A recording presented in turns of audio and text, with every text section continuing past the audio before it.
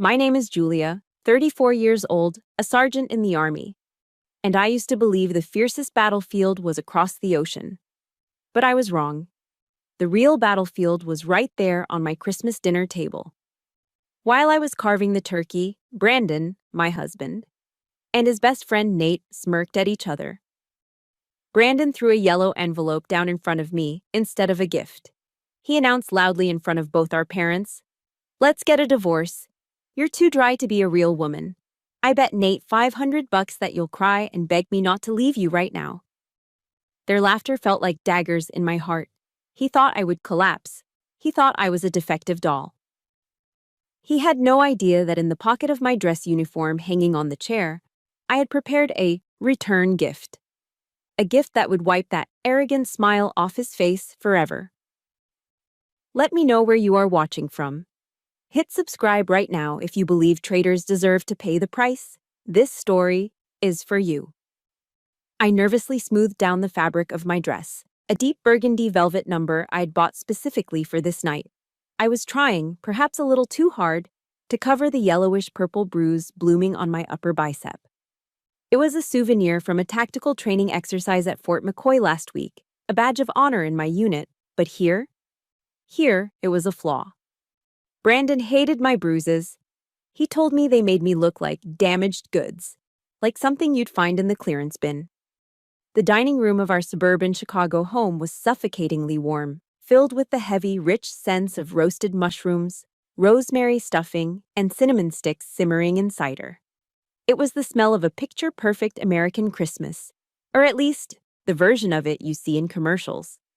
The crystal wine glasses chimed softly as my in-laws toasted to another successful year. My mother-in-law, a woman who valued net worth over human worth, was beaming at her son. "Brandon, honey, that year-end bonus is just spectacular," she cooed, swirling her Pinot Noir. "You really outdid yourself this quarter." They talked about him as if he were a god of finance, the provider of all things good. And me? I was just the army wife, the charity case he had graciously decided to shelter. I sat there, sipping my water, trying to make myself smaller. Across the table, Nate, Brandon's college friend and fellow stockbroker, was already 3 glasses deep into the expensive vintage Brandon had opened. There was a current of electricity running between the two men, a jagged, malicious energy that I, in my stupid, blind naivety, mistook for holiday cheer or just the buzz of the alcohol. I didn't realize the ground beneath my feet was already cracking. I didn't know I was standing at ground zero of a bomb that had been ticking for months. Then, the noise stopped. Brandon stood up. He picked up a silver spoon and tapped it against his crystal goblet. Ding, ding, ding. The sharp, high-pitched sound cut through the murmur of conversation. The room fell silent. My parents, sitting quietly at the end of the table, looked up expectantly, probably waiting for a toast to family, to health, to the future. Brandon placed a hand on my shoulder. His palm was heavy, but there was no warmth in it. It felt like a dead weight. "You know, everyone," he began, his voice smooth, practiced, the voice he used to close deals in boardrooms downtown. "Julia is a hell of a soldier. I'll give her that. She follows orders. She's disciplined." He paused for effect, looking around the table to ensure he had everyone's rapt attention. "But as a wife? Well," he let out a short, derisive chuckle. "She's about as warm and soft as a wooden plank. Honestly, sometimes I feel like I'm sleeping with a dude." The air left the room. My father dropped his fork, but Brandon wasn't done. He reached into the inner pocket of his tailored blazer and pulled out that yellow envelope. With a flick of his wrist, he tossed it. It didn't land politely. It slapped down onto my dinner plate, the corner dipping into the bright red cranberry sauce. The sauce splattered onto the velvet of my dress, staining it like fresh blood. "Divorce papers," Brandon said, his voice devoid of any emotion other than boredom. "Sign them. Nate, looks like I win the pot. Look at her face." He turned to his friend, grinning. "Pay up, buddy. $500 says she cracks." The silence that followed was deafening. It was a physical weight, pressing down on my lungs. My mother-in-law's mouth hung open, a perfect O of shock, but she didn't say a word. My own parents looked paralyzed, their eyes darting between me and Brandon, unable to process the sudden violence of the moment. No one spoke, no one stood up, no one defended me. My ears started to ring. A high-pitched whine that drowned out the crackling of the fireplace. Wooden plank, not a real woman. The words weren't just insults. They were precision strikes. They hurt more than the time I dislocated my shoulder during basic training. They hurt more than the frostbite I'd risked during winter drills. I looked around the table, desperate for an anchor, for someone to tell me this was a sick joke. But all I saw were distorted faces. Nate was laughing now, a guttural, ugly sound, raising his glass in a mock salute to Brandon's freedom. I wanted to scream. I wanted to flip the heavy oak table over, send the turkey and the crystal crashing to the floor. I wanted to cry, to let the hot tears burning behind my eyes spill over. But my body betrayed me. It went into absolute lockdown. It was the freeze response. I felt stripped naked, flayed open right there in front of the people who were supposed to love me. This wasn't a breakup. This wasn't a conversation about a marriage not working out. This was a public execution of my dignity. He had chosen this specific moment, this holy holiday, with our families watching, to murder my soul. He wanted an audience for my destruction. Brandon leaned down, his face inches from mine. I could smell the sour tang of scotch on his breath, mixed with that expensive, overpowering cologne he wore. "What's the matter, Jules?" he whispered, his voice dripping with false concern that masked his cruelty. "Not going to cry? Or are you just too shocked to speak? Sign the damn papers so you can get out of my house. You're ruining the vibe." He pulled a Mont Blanc pen from his pocket and jammed it into my hand. The metal barrel of the pen was ice cold against my sweating palm. I looked down at the cranberry stain spreading on the yellow envelope. It looked like a wound. And in that split second, as my fingers curled around the pen, something inside of me snapped. It was a quiet snap, like a dry twig breaking in a winter forest. The part of me that was Julia. The wife who tried so hard to be soft, who hid her bruises, who cooked and cleaned and apologized for taking up space. That part of me died right there in the dining chair. But as she died, something else woke up. A primal survival instinct. I took a deep breath. The sharp scent of pine from the Christmas tree hit my nose, mixing with the nauseating smell of his cologne. I looked up at Brandon. I didn't look at him with the eyes of a heartbroken wife anymore. I didn't look at him with the confusion of a victim. I looked at him the way I'd been trained to look at a hostile target down the scope of an M4 carbine. My breathing slowed. My heart rate dropped. The ringing in my ears stopped, replaced by a cold, hyper-focused clarity. I saw the sweat on his upper lip. I saw the arrogance in his eyes. I saw the way his hand shook slightly as he held his wine glass, not from fear, but from the adrenaline of his cruelty. He was smiling that winning smile, the one that used to make my knees weak. But looking at it now, seeing the monster beneath the mask, my mind involuntarily drifted back to the first time I saw that smile, 3 years ago. Back when I thought it was love, not a trap. The memory pulled me back, dragging me 3 years into the past, like a riptide I couldn't swim against. Back then, I had just been promoted to sergeant. It was a huge day for me. I remember driving home from the base, my hands gripping the steering wheel, adrenaline still humming in my veins. I felt 10 feet tall. I had worked so hard for those stripes, enduring grueling physical training, sleepless nights, and deployments that tested every fiber of my being. I couldn't wait to tell Brandon. I imagined us popping a bottle of champagne, maybe going out to that little Italian steakhouse he liked downtown. I thought he would be proud. I thought he would see me the way I saw myself that day, capable, strong, accomplished. But when I walked through the front door, still wearing my OCPs, my operational camouflage pattern uniform, with my new rank pinned to my chest, the air in the house shifted instantly. Brandon was sitting on the leather couch in the living room, scrolling through his phone. He looked up, and his eyes didn't light up. They narrowed. He scanned me from my combat boots up to my messy bun, and his lip curled just slightly. "I got it," I beamed, unable to contain my excitement. "I made Sergeant, Brandon. Can you believe it?" He didn't stand up to hug me. He just took a sip of his scotch and sighed, a long, weary sound that deflated my joy instantly. You know, Julia, he said, his voice low and smooth, women with too much power. It's not really a turn-on for most guys. Seeing you in that getup, honestly, it makes me feel like I'm sleeping with a dude. The words hit me like a physical blow. I stood there in the entryway, my smile freezing and then crumbling. What? I'm just being honest, babe, he shrugged, turning back to his phone. I mean, look at you. You're all hard.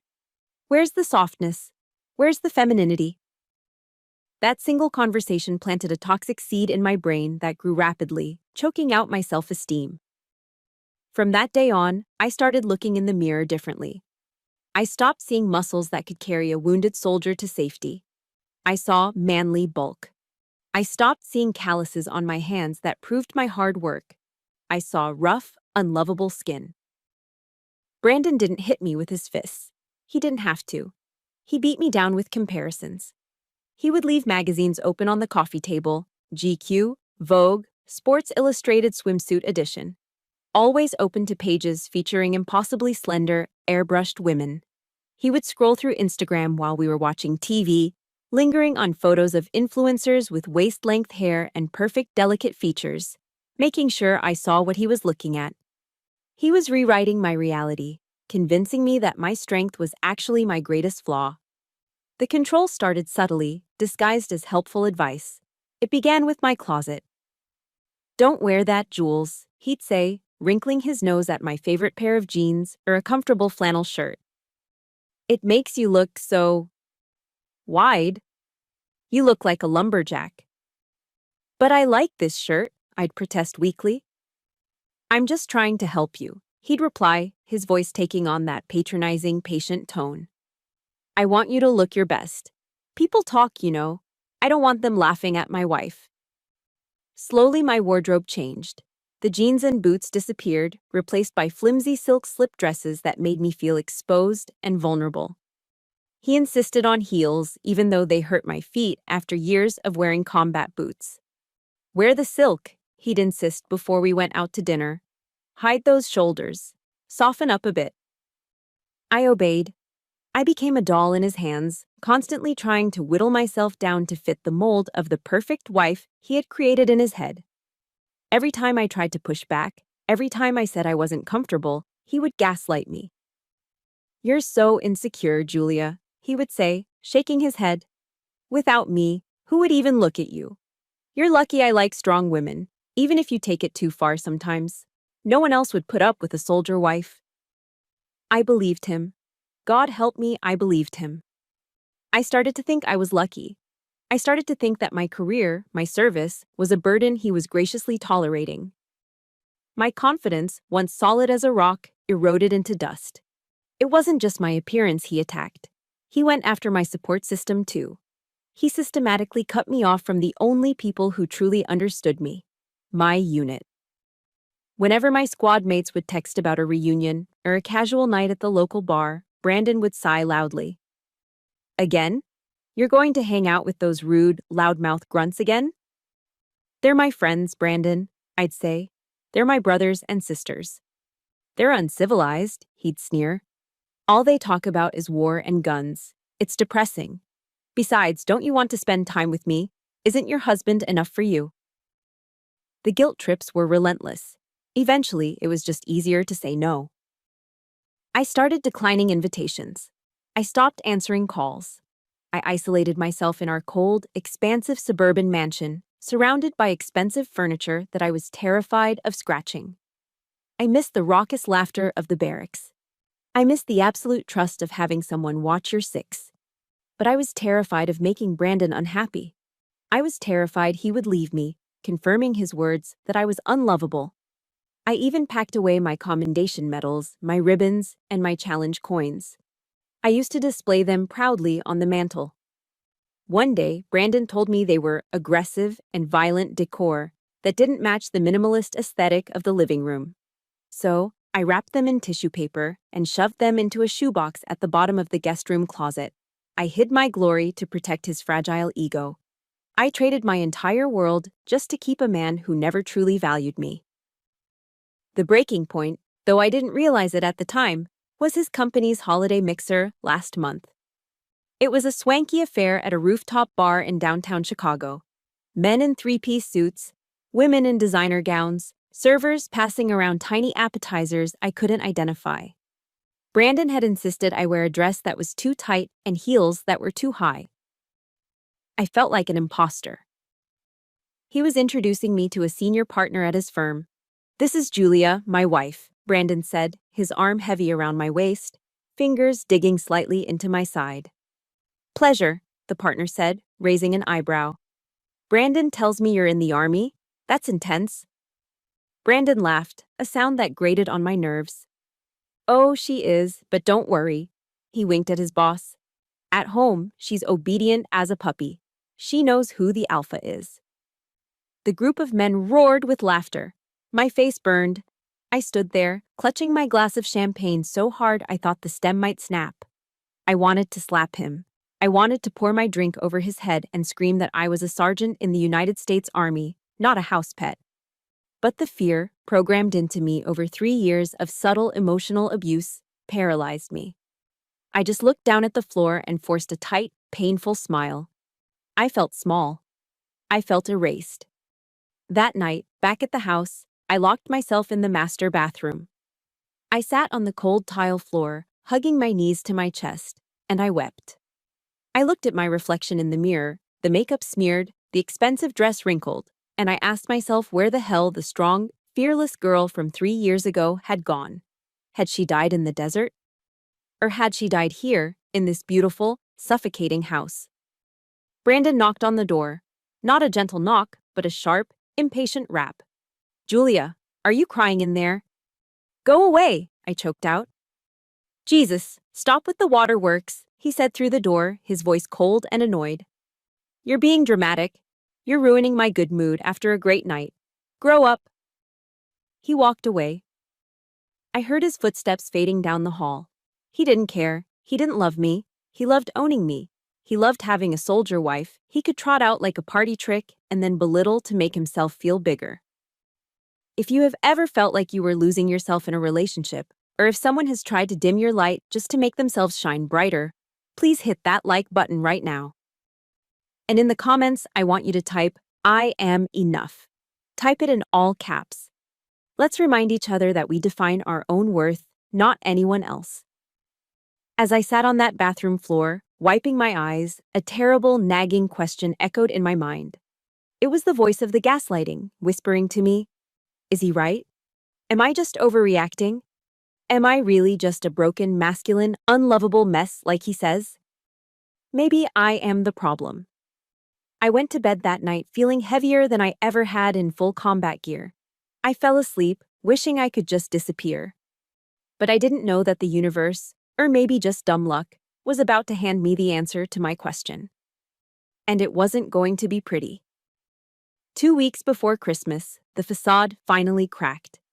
It was a Tuesday night, bitterly cold, with snow piling up against the windows of our suburban home. Brandon came home late, stumbling through the front door around 11 p.m. He'd texted me earlier, the usual excuse. Year-end closing, piles of paperwork, don't wait up. I was sitting in the living room, reading a book under the dim light of a floor lamp, when he walked in. He didn't look like a man who had been drowning in spreadsheets. His face was flushed, his tie was loosened, and he had that glassy-eyed look of someone who had consumed half a bottle of expensive liquor. "Hey," he grunted, tossing his briefcase onto the armchair. He made a beeline for the stairs, clearly trying to avoid any real interaction. Exhausted, going to bed. But as he brushed past me, the air shifted. My soldier's instinct, that gut feeling that had kept me alive on patrol in hostile territories, flared up instantly. It wasn't a sound or a sight, it was a smell. It wasn't the scent of stale office coffee or laser printer toner. It was a thick, cloying wave of Chanel No. 5. I froze. I knew that scent. I knew it because 2 years ago, for our anniversary, I'd picked up a bottle of it at Macy's, thinking it would make me feel elegant. Brandon had wrinkled his nose when I sprayed a tester card. "Ugh, put that back," he'd sneered. "That smells like a cheap French hooker. It's tacky, Julia. Don't waste my money on that. Now he reeked of it. I stood up, my heart hammering a slow, heavy rhythm against my ribs. Brandon. He stopped on the third step, his hand gripping the railing too tightly. He didn't turn around. What? You smell strong, I said, keeping my voice neutral. Did you spill something? Just some client's wife at the office party. Hugged me too long. You know how it is. He waved a dismissive hand and hurried up the stairs. I followed him, silent as a shadow. I watched from the doorway of our master bedroom as he stripped off his shirt. He tossed it into the hamper with unusual force. But before it landed, I saw it. Under the bright recessed lighting of the walk-in closet, there was a smudge on the collar of his pristine white Brooks Brothers shirt. It was faint, a beige-pink blur against the crisp cotton. Foundation, makeup. My chest tightened, but it wasn't jealousy. Jealousy implies you're afraid of losing something valuable. This was different. This was disgust. Pure, unadulterated contempt. He was so sloppy. He was so arrogant that he didn't even bother to check his own collar before coming home to his wife. He thought I was so stupid, so blindly devoted, that I wouldn't notice the neon sign flashing adultery right in front of my face. Brandon didn't even shower. He just pulled on a t-shirt, collapsed into bed, and within minutes, the room was filled with the sound of his heavy, alcohol-fueled snoring. I stood there in the dark for a long time, listening to the wind howl outside. Then, I saw it. His phone. It was sitting on the nightstand, plugged into the charger. And just like that, the screen lit up. Buzz, a notification. I had never checked Brandon's phone. Not once in 5 years. I respected privacy. I believed in trust. But tonight, the rules of engagement had changed. I walked over to his side of the bed, my movements precise and silent. I looked down at the screen. It wasn't a client, it was a contact saved simply as M. The message preview read, "Did you tell that soldier grunt yet? I'm tired of sneaking around. You promised me my Christmas gift would be your freedom." The blood roared in my ears. That soldier grunt. Is that what he called me? To her? To this M? He took the title I'd earned with blood, sweat, and tears. The career that paid for half of this house, the service that kept this country safe while he pushed papers, and he turned it into a slur to entertain his mistress. He reduced my sacrifice to a punchline. My hand moved on its own. I picked up the phone. He hadn't even locked it. Why would he? He thought the obedient puppy would never dare to snoop. I swiped open the message thread. It was a cesspool, months of texts, photos of them at dinners I wasn't invited to, check-ins at hotels while I was supposedly boring him at home. They laughed about how gullible I was. "She thinks I'm working late again, LOL," one text from him read. "God, she's so dense. It's like living with a drill sergeant who has no brain." But then, my thumb scrolled up, and I saw a conversation with Nate. My breath hitched. "Nate, dude, you're not gonna do it. You don't have the balls. Your wife is built like a tank. She'll snap you in half. Brandon, watch me. $500 says I do it at Christmas dinner. I'm gonna serve her the papers right there. It'll be hilarious." Nate, "No way. That's brutal." Brandon, "It's necessary. She needs to be put in her place. I bet you another $500 she cries like a baby. She puts on this tough act, but inside, she's weak. She's pathetic. She'll be on her knees begging me to stay within a minute." Nate, "You're on. Easy money." I almost dropped the phone. The room spun. It wasn't just cheating. It was a game. My life, my marriage, my pain. It was all just a wager. A $500 bet between two frat boys in grown-up suits. They were going to turn my heartbreak into dinner theater. I scrolled further back. I saw messages about money. Brandon complaining about my army pay. "Her paycheck is chump change," he wrote to M. "But hey, at least it pays the electric bill while I use my bonus on you, babe. Just bought you that bracelet. Don't tell the grunt." He was using my money, The money I earned freezing and training exercises, the money I saved by couponing and living simply, to buy jewelry for the woman he was sleeping with in my bed. I carefully placed the phone back on the nightstand, exactly at the angle I found it. I took a step back and looked at the lump under the duvet. The man I had vowed to love and cherish. The man I had tried to change myself for. I waited for the tears to come. I waited for the heartbreak to cripple me like it did 3 years ago in the bathroom. But the tears didn't come. Instead, a strange, cold calm washed over me. It was a sensation I knew well. It was the feeling that descends right before a mission starts. The fear evaporates. The noise fades. The world narrows down to a single objective. The Julia who cooked dinner and worried about wrinkles and tried to wear silk dresses. She died in that bedroom, right alongside her marriage. The woman standing there in the dark was Sergeant Gibson. And she was looking at an enemy combatant. I didn't scream. I didn't wake him up and demand answers. That's what a victim would do. That's what the emotional woman he bet on would do. I reached into the pocket of my pajama pants and pulled out my own phone. With steady hands, I took photos of every single text message. The conversations with M, the bet with Nate, the insults, the financial admissions. I scrolled, snapped, scrolled, snapped. Every click of the camera was a bullet loading into a magazine. I opened my secure cloud storage, the encrypted one I used for military documents, and uploaded everything. I sent a copy to a hidden email address Brandon didn't know existed. When the upload bar hit 100%, I put my phone away. I looked at Brandon one last time. He mumbled something in his sleep and rolled over, completely oblivious that the roof was about to cave in on him. He thought he was the hunter. He thought he was playing a game with a dumb animal. He forgot one thing. You don't corner a soldier. And you certainly don't bet against the house when the house is armed. I walked out of the bedroom, closing the door softly behind me. I went downstairs to the kitchen, poured myself a glass of water, and stared out at the snowy driveway. The OODA loop was complete. I had observed. I had oriented. Now, it was time to decide and act. I knew exactly where I had to go. It was 1 a.m., and the roads were icy, but I didn't care. I grabbed my keys and my heavy winter coat. The counteroffensive had officially begun. I drove through the blinding snowstorm, my knuckles white on the steering wheel. The heater in my old Jeep was blasting, but I couldn't stop shivering. It wasn't the Chicago winter that chilled me. It was the icy realization of what my life had become. I was heading to the one place I knew was safe, Jenny's apartment. Jenny and I went way back.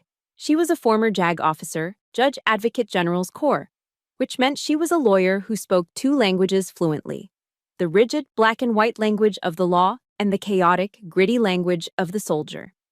She was the only person who understood both halves of me. When she opened the door to her cozy, cluttered apartment in Wicker Park, she didn't say a word. She took one look at my face, pale, eyes wide with shock, snow melting in my hair, and she knew. She pulled me inside, shutting the door firmly against the howling wind. "Sit," she commanded, pointing to her worn-out sofa. She walked straight to her liquor cabinet and poured 2 fingers of amber liquid into a heavy glass. Bourbon. Neat. She shoved it into my hand. "Drink, then talk." I took a sip. The burn was grounding. "He's cheating on me, Jen, with someone named M. And he bet on it. He bet $500 with Nate that he could make me cry and beg when he serves me divorce papers at Christmas dinner." Jenny's face didn't register surprise. As a divorce attorney, she'd seen the worst of humanity. But her eyes hardened. Her jaw set tight. She looked like she was ready to punch a hole in the wall. "I knew he was a narcissist," she said, her voice low and dangerous. "But betting on your pain? Making it a spectator sport? That's a new level of depraved." She sat down opposite me, leaning forward, elbows on her knees. "Show me." I handed her my phone, scrolling through the screenshots I had just taken. Jenny read them in silence. Occasionally, she would mutter a curse word under her breath. When she finished, she looked up, her eyes blazing. "Okay," she said, handing the phone back. "He wants to play a game? He wants to humiliate you publicly? Fine, we're going to play. But we're playing by my rules now. She stood up and swept a pile of magazines off her coffee table, replacing them with a legal pad and a pen. The transformation was instant. She wasn't just my friend anymore, she was a shark smelling blood in the water. Here's the reality, Julia, she began, her pen scratching furiously on the paper. We're in Illinois. It's an equitable distribution state, but fault can still play a role if we play our cards right. However, adultery alone isn't always enough to strip him of everything, especially since he's a finance guy. He knows how to hide assets. He's probably got offshore accounts or crypto wallets you don't even know about. My heart sank. So what do I do? Just let him win? Let him laugh at me while he kicks me out? No, Jenny snapped, looking up. A sharp, predatory smile curled her lips. We need him to voluntarily sign his own death warrant. We need a post-nuptial agreement. A what? A post-nup. It's like a prenup, but you sign it after you're married. Listen to me. Brandon is arrogant. That's his Achilles' heel. He thinks you're stupid. He thinks you're desperate to keep him. We are going to use that hubris against him. She started outlining the plan. It was brilliant, and it was terrifying. We create a document that looks like you're giving up. You tell him you feel guilty about your low income. You tell him you want to sign an agreement stating that all his future earnings are his just to prove you're not a gold digger. He'll love that. It strokes his ego. But, I started. But, Jenny interrupted, tapping the paper with her pen. We bury a poison pill in the fine print, a clause that says if either party files for divorce without mutual consent, or if there is proof of infidelity prior to the filing, the other party is entitled to a massive penalty payout. We're talking 80% of assets and lifetime alimony. We make the language dense, boring, and legalistic. He won't read it. He's too busy texting his mistress and planning his little victory dinner. I stared at her. You really think he'll sign it? He's a narcissist, Julia, Jenny said. He believes he's untouchable. He believes he's the smartest guy in the room. He'll sign it because he thinks he's tricking you into waiving your rights. He won't realize he's signing away his life until the trap snaps shut. I slumped back against the cushions. I don't know, Jen. It feels dishonest. I'm a soldier. I face things head on. Jenny stood up and walked over to me. She grabbed my shoulders and shook me gently. Stop it. Drop that good wife act right now. Look in that mirror over there. I looked. I saw a woman with dark circles under her eyes, slumped shoulders, and a face etched with fear. That's not you, Jenny said firmly. You are Sergeant Julia Gibson. I watched you lead a platoon through a sandstorm in Iraq when our comms were down. I watched you carry a 100-pound rucksack when the men were falling out. Why are you letting a glorified stockbroker who uses hair gel scare you? Her words were like a bucket of ice water. She was right. Somewhere between the silk dresses and the society dinners, I had forgotten who I was. I had let Brandon convince me I was weak, simply because I loved him. I stood up. I rolled my shoulders back. I took a deep breath, inhaling the scent of Jenny's apartment. Old books, bourbon, and fierce loyalty. I looked in the mirror again. The fear was still there, but behind it, something harder was emerging. Steel. I'll do it, I said. My voice didn't shake. I'll do whatever it takes. Jenny nodded, satisfied. Good. Now, go home. And here is the hardest part. You have to act. You have to go back into that house and be the submissive, scared little wife he thinks you are. You have to cook his breakfast, iron his shirts, and smile when he insults you. Because every time he underestimates you, he digs his grave a little deeper. I drove home in the pre-dawn light.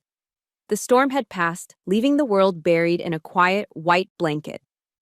I turned on the radio to keep myself awake. A rerun of a TED Talk by Brené Brown was playing. Her voice filled the cab of my truck. Courage starts with showing up and letting ourselves be seen, she said. Vulnerability sounds like truth and feels like courage. Truth and courage aren't always comfortable, but they're never weakness. I realized then that my pain wasn't a weakness. My heartbreak wasn't a defect. It was fuel. I pulled into the driveway of the mansion that felt more like a prison than a home. The windows were dark. Brandon was inside, sleeping the sleep of the unburdened. I turned off the engine and sat in the silence for a moment. I wasn't trembling anymore. A cold, calculated calm settled over me, sliding down my spine like armor. I was going into undercover operations in my own home. I unlocked the front door and stepped inside. I would be the perfect wife. I would be the wooden plank he complained about. I would feed his ego until it was so fat and bloated it blinded him completely. I walked into the kitchen and started making coffee, just like I did every morning. But as I measured out the grounds, I wasn't thinking about caffeine.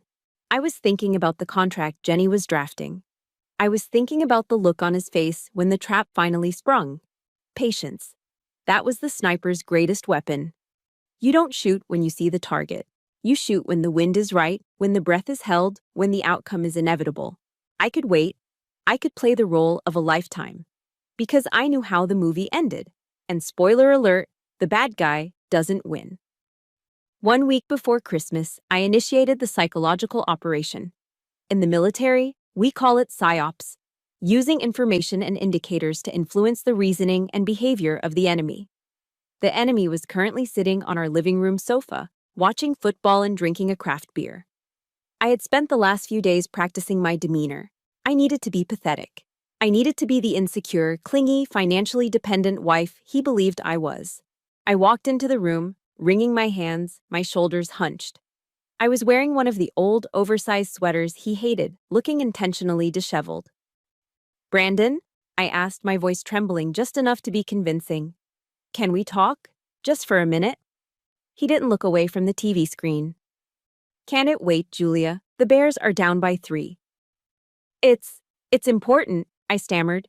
"It's about us. About money." That got his attention. He muted the TV and turned to me, an expression of annoyance already plastered on his face. "What about money? Did you overspend the grocery budget again? I told you, that army paycheck of yours is basically pocket change. You need to be careful." I swallowed my rage. It tasted like bile. "No, it's not that. It's just... I know I'm a burden to you, Brandon. I know I don't contribute enough to this lifestyle. And I've been so scared lately that you're going to get tired of carrying me. I'm terrified you'll think I'm just a gold digger." Brandon snorted, a cruel, barking laugh. He took a sip of his beer, looking me up and down with amusement. "Well, at least you're self-aware, babe. You're lucky to have landed me. Most guys in my tax bracket wouldn't put up with a wife who brings home a government salary. But hey, I'm a generous guy." I lowered my head, hiding the sharp, involuntary twitch of my lip. "That's why I want to do something. To prove to you that I'm not here for your money. I want us to sign an agreement, a post-nuptial agreement." He raised an eyebrow. "A post-nup? You want to sign a post-nup? Why?" "So you know I'm not trying to take anything from you," I said, looking up at him with wide, pleading eyes.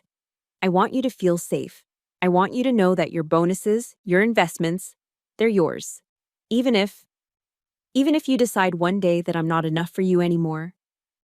I pulled the document out of a manila folder I was holding.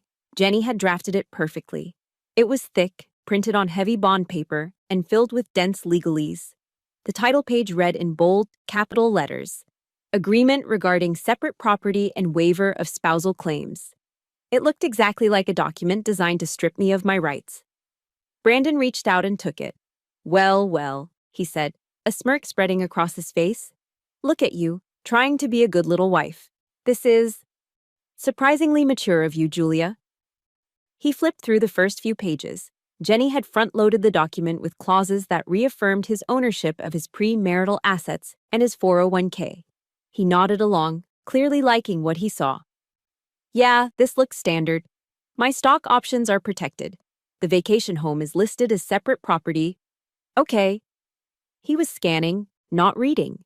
He was too arrogant to believe that his stupid wife could possibly outsmart him. He assumed I had just downloaded a template from the internet. "It's just to make you happy," I whispered. He reached page 5. This was the kill zone. Buried in the middle of a paragraph about equitable distribution waivers was Clause 12. Jenny had written it in the most boring circular legal language possible, but its meaning was lethal.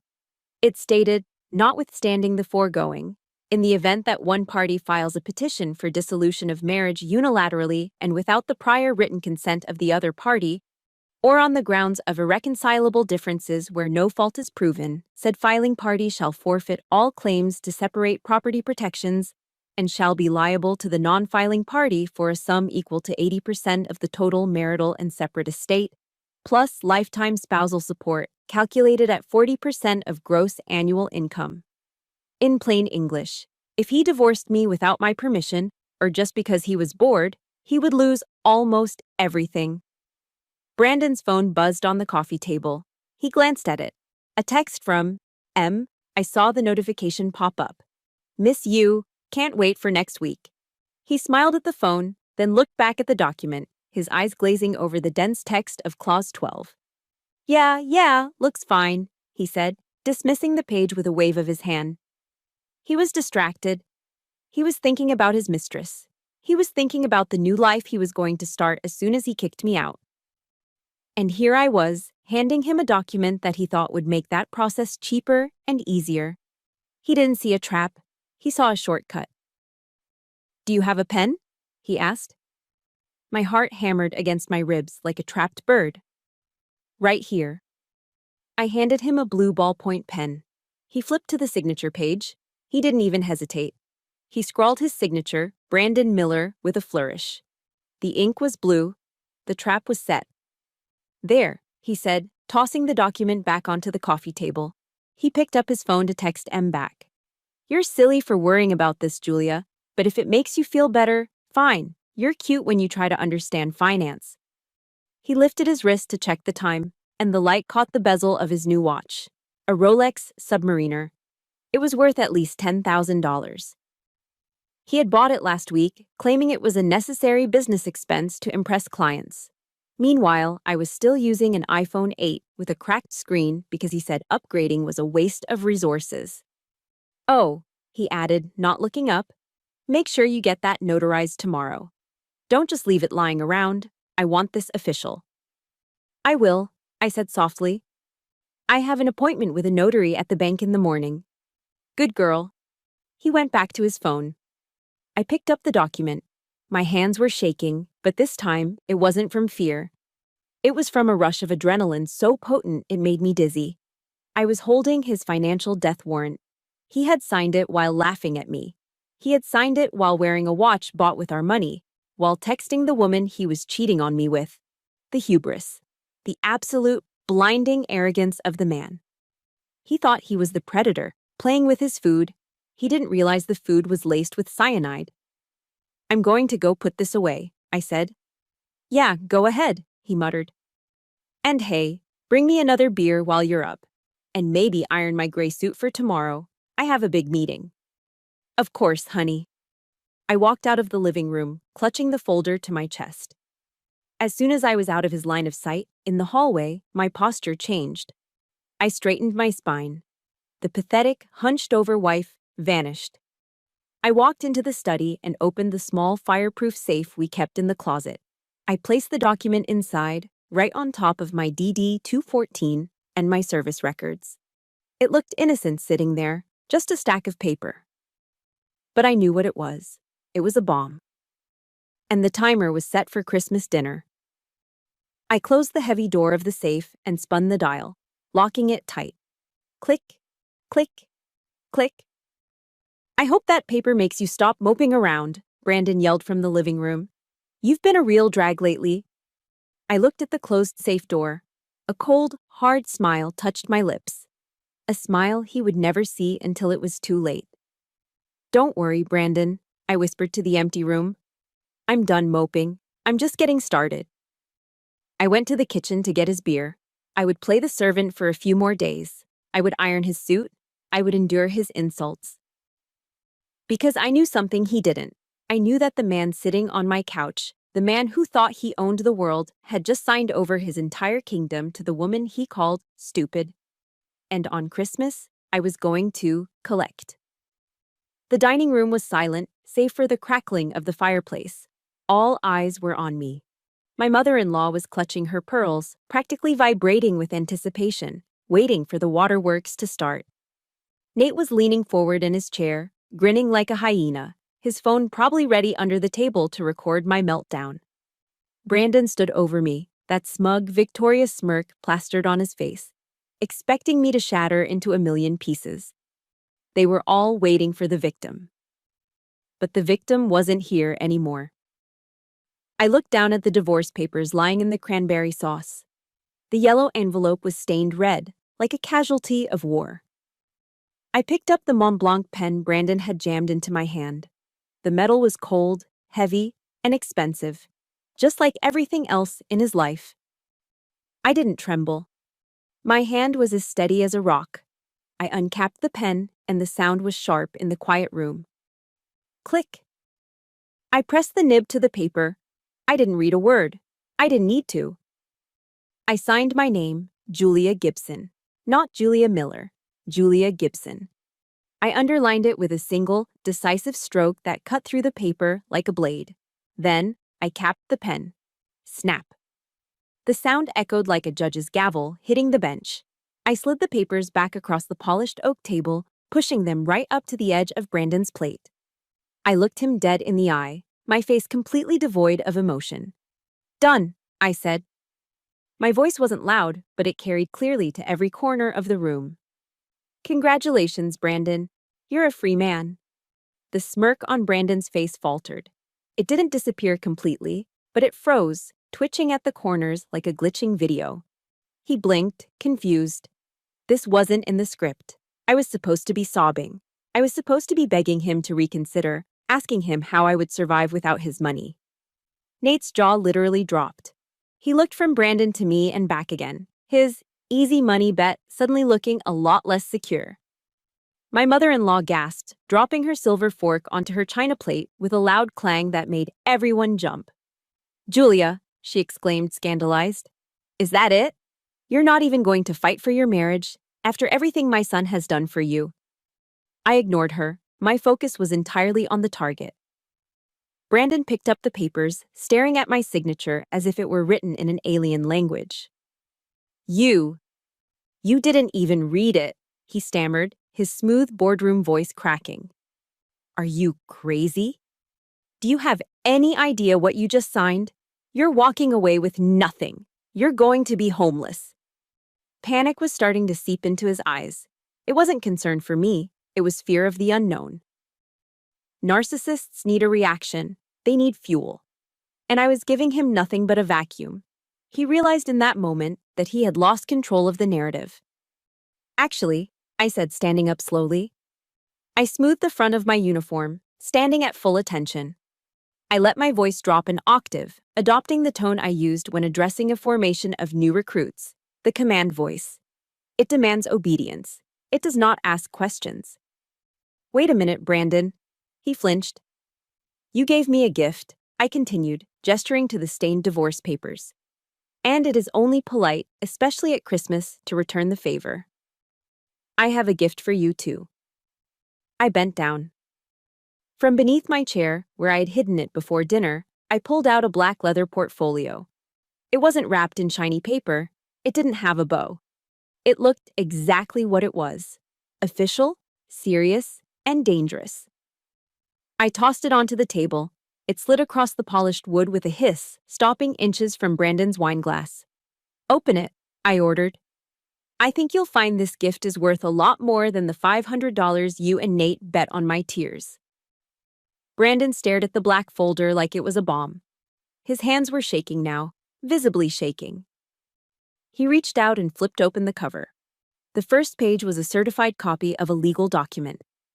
The title was printed in bold, undeniable letters: Enforcement of Post-Nuptial Agreement and Petition for Asset Forfeiture. Brandon's face went from red to a ghostly, sickly white in the span of a second. He started flipping through the pages, his eyes darting frantically back and forth, scanning the text like a trapped animal looking for an exit. What is this? He whispered. Keep reading, I said coldly. Page 5, Clause 12. He flipped to page 5. I knew exactly what he was seeing. He was seeing his own signature, bold and blue, notarized and stamped. He was seeing the clause he had laughed at a week ago. In the event that one party files a petition for dissolution of marriage unilaterally, said filing party shall forfeit all claims, liable for a sum equal to 80% of the total marital and separate estate. You tricked me, he shrieked, his voice rising to a hysterical pitch. He looked up at me, his eyes wide with terror. This says if I file for divorce, I lose 80%. 80%, Julia. I didn't trick you, Brandon, I said, leaning forward, resting my knuckles on the table. You signed it. You wanted to protect your assets from a gold digger, remember? You were so arrogant, so sure that I was the stupid one, that you didn't even bother to read what you were signing. I pointed a finger at the divorce papers he had thrown at me.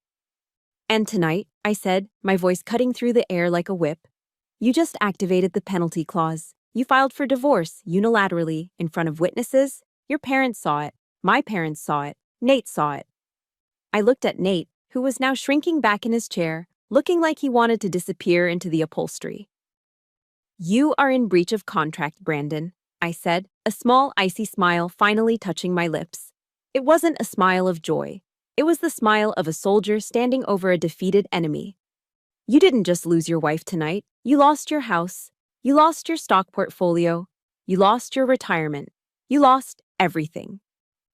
The room spun into chaos. My mother-in-law started screaming at my father-in-law to do something.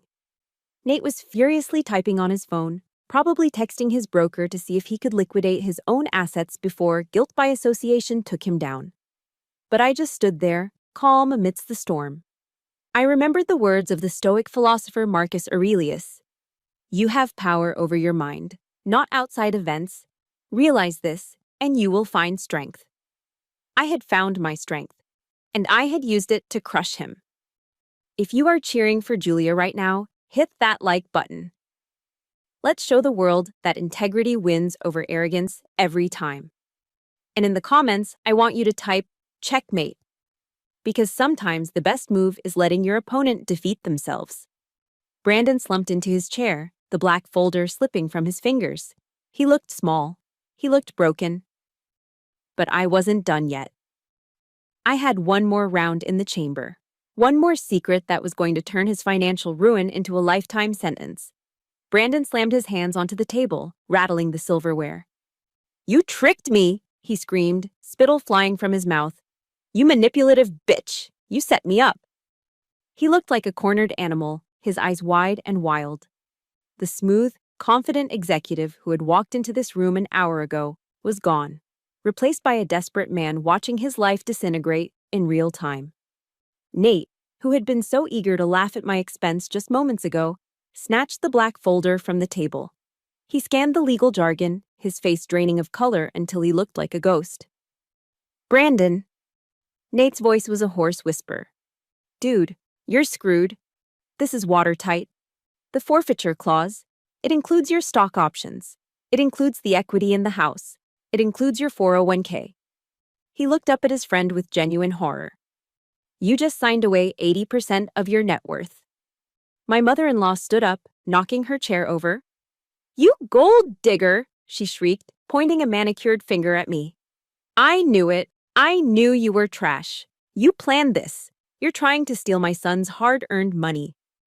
The insults rained down on me like hail, liar, thief, snake.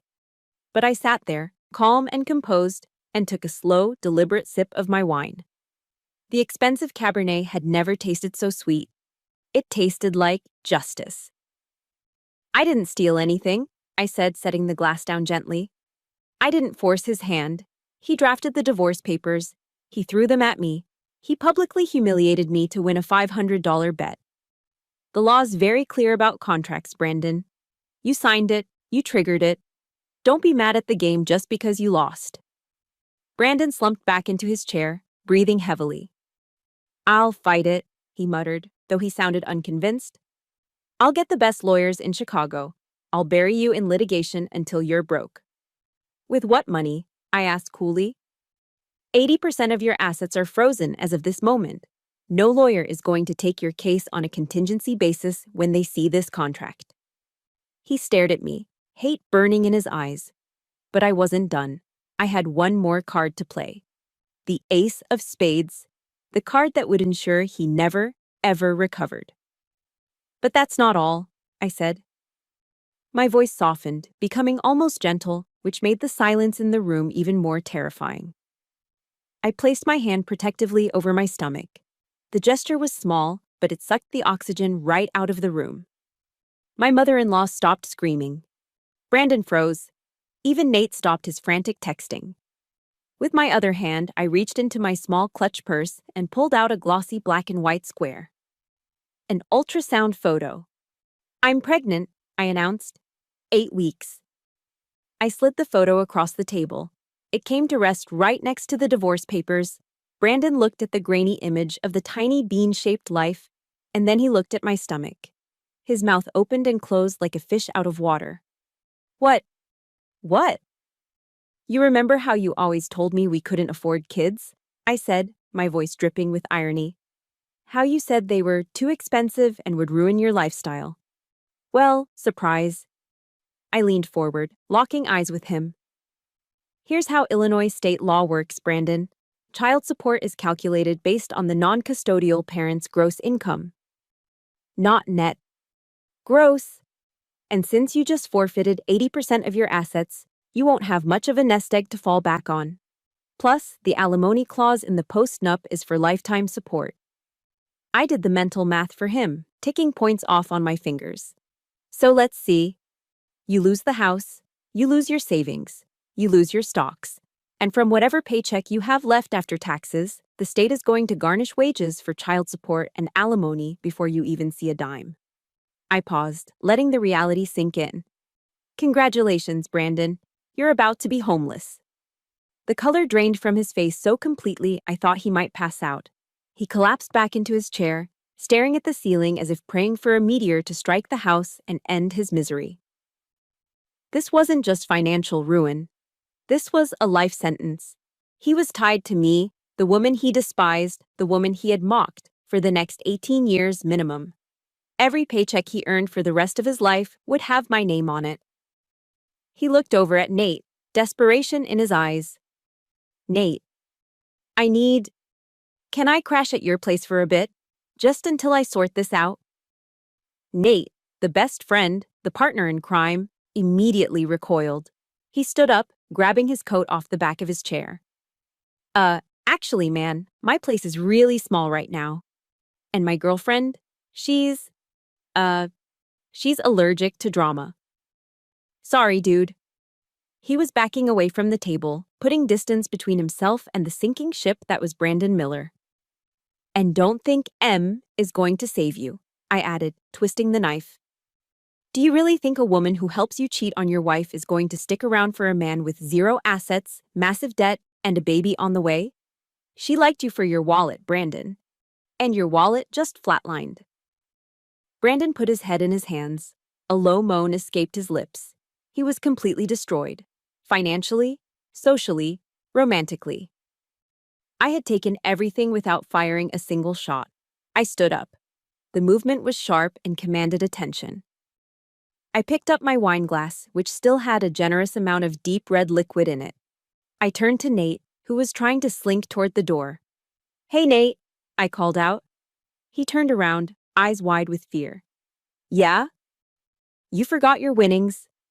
I drew my arm back and splashed the contents of the glass squarely into his face. The wine hit him with a satisfying splat, drenching his expensive silk tie and dripping down his shocked face like blood. He sputtered, wiping his eyes, but he didn't dare say a word. He knew he deserved it. That's your $500, I said.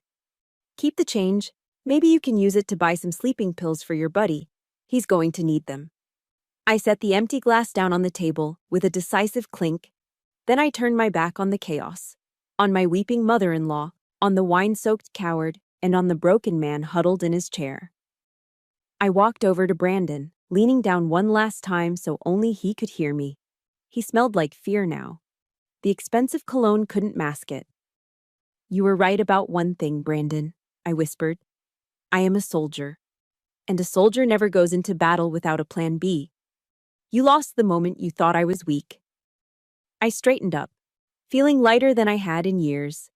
The air in the room was thick with the wreckage of his life, but for me, it was the first breath of fresh air I'd had in a long time. I looked at the door. It was time to clear the battlefield. The silence that followed my revelation was thick, heavy, and suffocating. But unlike before, the weight wasn't on my chest. It was crushing them. I glanced at the grandfather clock in the corner. "Well," I said, checking the time as if I had a train to catch. "According to the contract you signed, effective immediately upon filing for divorce, exclusive residency rights transfer to the non-filing party." "That's me." I looked around the room, meeting the eyes of every single person who had watched me bleed without lifting a finger. "This house belongs to me now. So I'm going to have to ask all of you to leave. Right now." For a second, nobody moved. They were too stunned. Then, my mother-in-law found her voice, her face contorted into an ugly mask of rage. "How dare you?" she screeched, stepping toward me. "You can't kick us out. This is my son's house. You ungrateful little—" I didn't let her finish. I pulled my phone out of my pocket and tapped 3 numbers. I put it on speakerphone so they could all hear the ring. 1, 2, 3. 911, what is your emergency? The operator's calm voice filled the room. "Yes, hello," I said, my voice steady and polite. "I'd like to report a disturbance at 425 Oakwood Lane. I have several individuals in my home who are refusing to leave after being asked.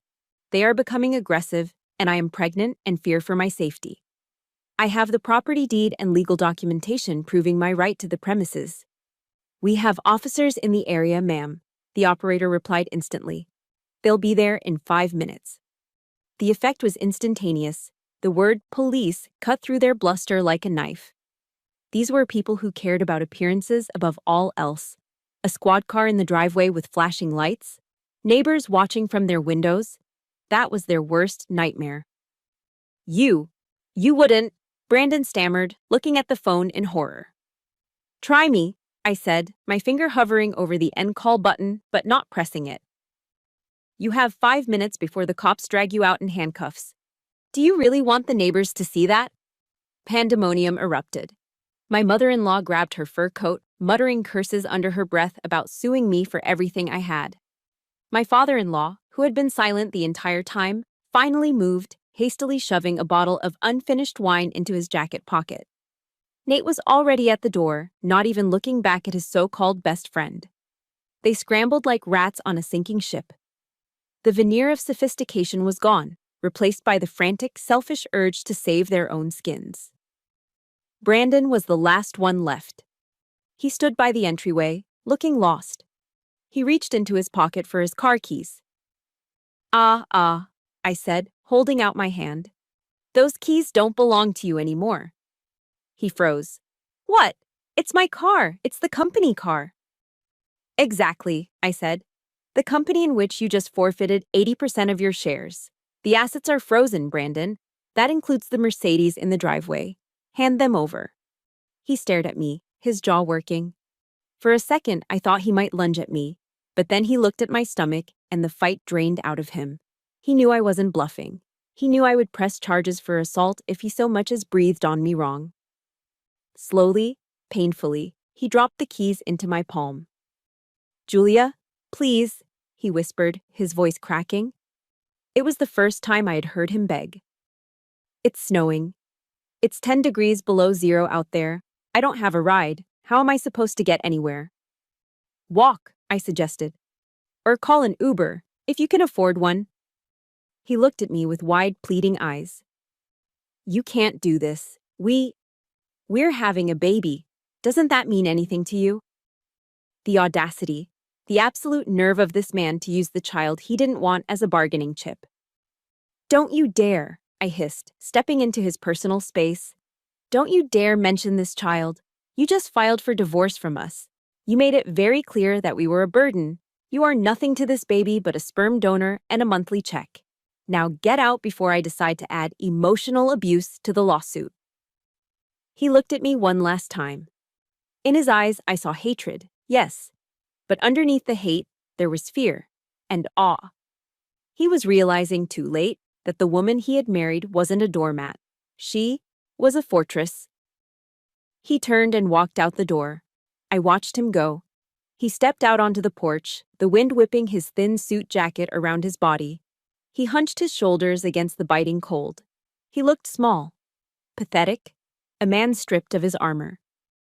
Behind him, his parents were arguing loudly as they got into their own car, not even waiting for him. Nate's car was already gone, tire tracks fresh in the snow. Brandon started walking down the driveway, trudging through the ankle-deep snow.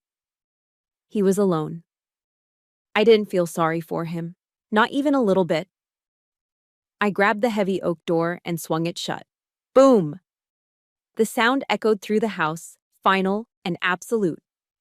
It sounded like the closing of a heavy book. I turned the deadbolt. Click. I slid the chain lock into place. Clack. The house was suddenly very quiet. The screaming was gone. The false laughter was gone.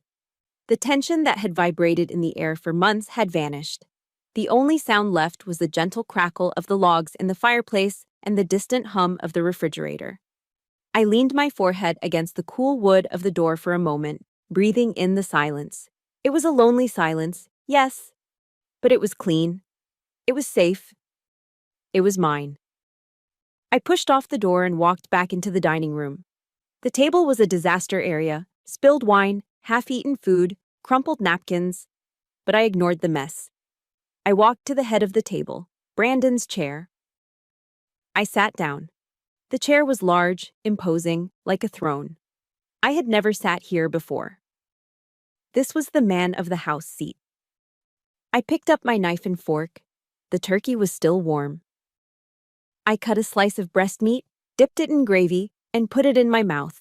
It was delicious. For the first time in years, the food didn't taste like ash. It didn't taste like anxiety. It tasted like freedom. I poured myself a glass of sparkling water, no more alcohol for me, and raised it to the empty room. To Julia, I whispered. And then, the tears finally came. They weren't the hysterical, broken sobs Brandon had bet on. They were quiet tears. They slid down my cheeks, hot and cleansing. I cried for the girl who had tried so hard to be loved. I cried for the time I had wasted trying to shrink myself to fit into his small, narrow world. I cried because I had won, but the victory had come at the cost of my innocence. The naive Julia, the one who believed in fairy tales and till death do us part, was dead. She had died tonight on this battlefield. But as I wiped my face and took another bite of dinner, I knew that the woman who replaced her was made of something much stronger. She was made of iron, and she was going to be just fine. The morning sun hit the snow-covered lawn with a blinding brilliance, piercing through the sheer curtains Brandon had chosen. He said they were classy. To me, they just felt like bandages covering a wound that refused to heal. I woke up in the center of the king-sized bed. For the first time in 5 years, I hadn't woken up curled on the edge, subconsciously trying to take up as little space as possible. I stretched my arms out, touching the cool, empty sheets. The silence in the house was profound, but it wasn't empty. It was waiting. I got up and made coffee. Strong, black coffee, the kind I drank in the mess hall before Brandon insisted on those weak espresso pods. As the caffeine hit, I felt a surge of energy. Not the frantic energy of combat, but the steady purpose of reconstruction. It was time for a purge. I grabbed heavy-duty contractor bags from the garage and marched upstairs. I started in the master closet, pulling down his Italian suits, his silk ties, his polished dress shoes that cost more than my first car. Rip. Stuff. Into the bag. I didn't fold anything. I treated his treasures with the exact same care he had treated my heart, 0. I dragged 4 bulging bags to the curb. Mrs. Higgins, walking her poodle, stopped and stared. "Spring cleaning," she called out. "Just getting rid of some toxic waste," I replied, dusting off my hands. Back inside, I stripped the bed. I carried the Egyptian cotton sheets downstairs to the gas fireplace and cranked it up. I threw in the framed wedding photos, watching the glass crack and the smiling face of the man I thought I knew turn to ash. It felt primal, necessary. Then, I opened every window. The freezing wind from Lake Michigan roared in, chasing out the stagnant air and the lingering scent of his cologne. I stood in the living room, shivering in my tank top, letting the cold scrub me clean. The house was empty, but for the first time, it felt like mine. That afternoon, I stood naked in front of the hallway mirror. For years, I had avoided mirrors. Brandon's voice had become the narrator in my head. Too muscular, not soft enough. But today, I looked. I saw the scar on my shoulder, the definition in my biceps, the strength in my thighs. It wasn't a delicate body. It was a survivor's body, a machine built for endurance. And it wasn't ugly. It was magnificent. I placed my hands on my lower abdomen. There was no bump yet, just a slight firmness. But I knew life was there. A tiny spark growing in the wreckage. "I'm sorry," I whispered to my reflection. "I'm sorry I chose him for you. You won't have a father who cherishes you." My throat tightened, but I swallowed the tears. "But I promise you this. You will never wonder if you are enough. I will be father and mother. I will be enough for both of us." I realized then that I didn't need a man to complete me. I was a whole entity all on my own. On Sunday, I went to a small, non-denominational chapel nearby. I sat in the back, listening to the choir. The pastor, an older man with a weathered face, read from John 8:32. "And ye shall know the truth, and the truth shall make you free." The words hit me like a blow. I bowed my head, letting the tears flow freely. I had lived in a prison of lies, that Brandon loved me, that I was happy. The brutal truth of his betrayal had shattered my world, but the pastor was right. It set me free. I didn't have to walk on eggshells anymore. The mask was off. I could just be. When I got home, Jenny called. "How are you holding up?" "I'm good," I said, surprised to find I meant it. "Well, I have news," Jenny said. "Brandon has been blowing up my office phone. He's desperate. He tried to hire 3 firms to contest the post-nup. They all took one look at the contract and the evidence and told him he's dead in the water." "And M?" Jenny snorted. "History. The second she found out his assets were frozen and he was facing alimony, she ghosted him, blocked him everywhere. Rumor has it she's back on Tinder looking for another wallet. Typical." "It gets better," Jenny continued. "Word about the bet got out. The partners at his firm didn't like the optics. They fired him this morning for conduct unbecoming. He's blacklisted in Chicago finance. Loss of family, loss of lover, loss of career, loss of home." "Where is he?" I asked. "Living in his parents' basement in Naperville, drinking a lot." I waited for the satisfaction, but strangely, I didn't feel anything. The anger was gone, burned out like a fever. "Okay," I said simply. "That's it? Just okay?" "Yeah," I said, watching the snow melt on the driveway. "He's not my husband anymore, Jen. He's just a stranger I used to know. I don't hate him. I just don't care." Indifference, the true opposite of love. He was a ghost now, a footnote in a chapter I'd finished writing. "I have to go, Jen," I said. "I'm painting the nursery." "What color?" "Yellow, bright, sunny yellow." I hung up and walked into the spare room, the place where I used to hide my medals. I opened a can of paint. The smell was fresh and clean. I dipped my brush and made the first stroke on the wall, covering the sterile gray with a vibrant slash of color. My life was a blank canvas again, and this time I was holding the brush. Exactly 365 days have passed since the worst night of my life. The calendar says December 25th again. The snow is falling outside again, blanketing the Chicago suburbs in the same hush of white. But inside my home, everything is different. Last year, the air was thick with tension, smelling of expensive perfume and unspoken judgments. The only sounds were the clinking of crystal and the polite, fake laughter of people who didn't actually like each other. This year, my living room is beautiful, loud, wonderful chaos. There are no stiff suits or velvet dresses. Everyone is wearing ugly Christmas sweaters. Jenny is rocking a bright green pullover with a blinking Rudolph nose. My old squad mate, Gonzalez, flew in from Texas wearing a vest that looks like a tactical Santa suit. The dining table isn't set with fine china. It's covered in a potluck spread: honey-glazed ham, homemade mac and cheese, cornbread, and pies. Nobody is drinking expensive Pinot Noir. We're drinking local craft beer straight from the bottle and spiked eggnog from red plastic cups. The noise level is off the charts. Classic rock plays over the speakers, competing with the boisterous laughter of soldiers retelling war stories. Stories about broken Humvees and terrible MREs that only people who have served in the trenches together can truly appreciate. I looked around the room, feeling a warmth in my chest that had nothing to do with the fireplace. This was family. For a long time, I thought family meant blood. But I learned the hard way that blood just makes you related. Loyalty makes you family. Family are the people who pick you up when you're bleeding out. They answer the phone at 2 a.m. during a blizzard. They are the people standing in this room who didn't care if I was a perfect wife, but just loved me because I was Julia. "Hey, Mama Bear," Jenny called out. "Leo is making a break for the tree again." I laughed and hurried over. My son Leo, 10 months old and absolutely fearless, was trying to pull himself up on a low branch of the Douglas fir. He was dressed in a tiny elf oneness that showed off his chubby legs. "No, no, little man," I said, scooping him up. He squealed with delight and grabbed my nose with sticky hands. I carried him to the fireplace, holding him close. He smelled of baby shampoo and milk.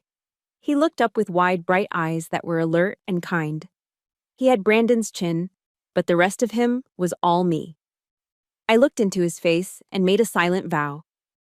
"I am going to raise you to be a real man, Leo," I whispered. "Not a man who thinks power comes from a wallet. Not a man who thinks strength means making a woman feel small. You are going to be kind. You are going to be respectful. You are going to know that feelings aren't weaknesses." I would tell him about his father one day. I wouldn't lie. I wouldn't paint Brandon as a monster, because hate is a heavy burden for a child. But I would tell him the truth as a cautionary tale. I would teach him that his father was a man who valued things over people. And I would make sure Leo knew he came from warrior blood. A mother who fought for him before he was even born. I kissed his forehead and handed him to Gonzalez, who was eager to teach the baby a high five. I walked toward the large bay window. The streetlights cast long shadows on the snow, looking exactly like the night I kicked Brandon out. The memory washed over me, but it didn't sting. It felt like watching a movie I'd seen a long time ago. I saw my reflection in the glass. I wasn't the terrified woman in the velvet dress anymore. I was wearing jeans and a sweater. My hair was loose.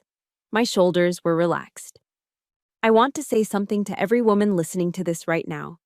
Maybe you're in a house that feels cold. Maybe you're sitting across from someone who makes you feel hard to love. Maybe you're hiding your bruises. Listen to me. Don't wait for a savior. Prince Charming isn't coming. And if he does, he might be a narcissist in a tailored suit. You have to be your own hero. You have to arm yourself, not with guns. Arm yourself with knowledge. Know your rights. Arm yourself with financial independence. Have freedom money that no one can touch. And most importantly, arm yourself with self-respect. Don't let anyone convince you that you aren't enough. You are a warrior. Whether you're wearing combat boots or an apron. If you are surviving, if you are protecting your peace, you are a soldier. And soldiers don't surrender. We regroup. We re-strategize. And we win. Just then, my phone vibrated. I pulled it out. No caller ID. A strange intuition pricked my neck. I swiped to answer, holding the phone to my ear without speaking. For a few seconds, there was only heavy, wet breathing and background noise, a TV blaring, glass clinking. "Julia?" The voice was slurred, thick with alcohol and self-pity. A ghost's voice. "Julia." "It's me," Brandon rasped. I'm sitting here alone.